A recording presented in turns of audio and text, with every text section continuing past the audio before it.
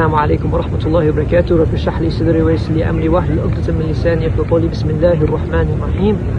I'm in the beautiful Masjid al-Nabawi in Medina, home to our Prophet sallallahu alaihi wasallam, and I wanted to go over a couple points from last Ramadan reminder. We talked about Ramadan Ruby, about why we fast, right? We studied an ayah from the Quran, Surah Al-Baqarah, talking about how Allah subhanahu wa ta'ala says that the reason for fasting is so we become conscious of Allah, tattaqun. We broke down the word to taqwa, right? Consciousness of Allah subhanahu wa ta'ala. And we even broke down that word to the root words that mean protection. We're protecting ourselves. And what are we protecting ourselves from? Sin, right?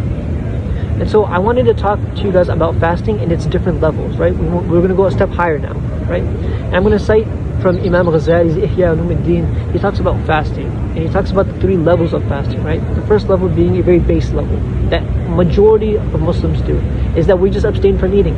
That's the base level, very minimum, right?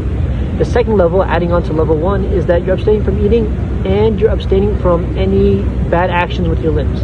You're restraining your eyes from looking at something bad. You're restraining your ears from listening to impermissible things. You're restraining your tongue for saying bad things, right?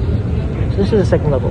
And the third level, the elite out of the elite, the best level, is adding 1 and 2 together, as well as with every action, with every movement, with every thought and whisper in your head, in your heart, you are always remembering Allah subhanahu wa ta'ala during that fast. This is the very highest level of fasting that we must try to attain, right? And it's very difficult. And so fasting, that's why we keep on fasting. We try to build ourselves up, right? And then Imam Ghazali also talks about, at the end of this chapter, he talks about sealing the fast, right? You fast the whole day, how to seal it.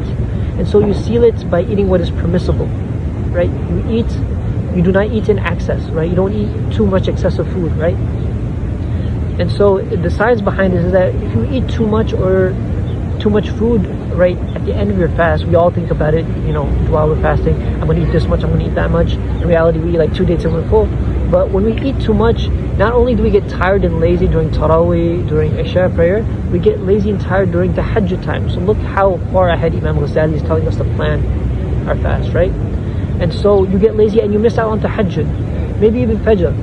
And look at these great opportunities that you're missing out on, right? And lastly, another aspect of something we can look forward to when we're fasting, inshallah, this is one of the first videos to be uploaded. I will tell Ali to upload this first, inshallah, is that try to plan ahead when you're fasting, right? I'm going to read this many pages after the salah so I can read a whole Quran maybe during Ramadan. This is what reading Quran is one of the biggest ways you can get rewards, right?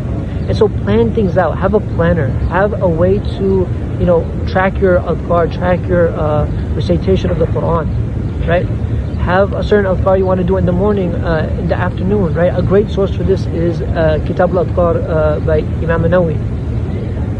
But having this plan and implementing during Ramadan will help you to stay consistent.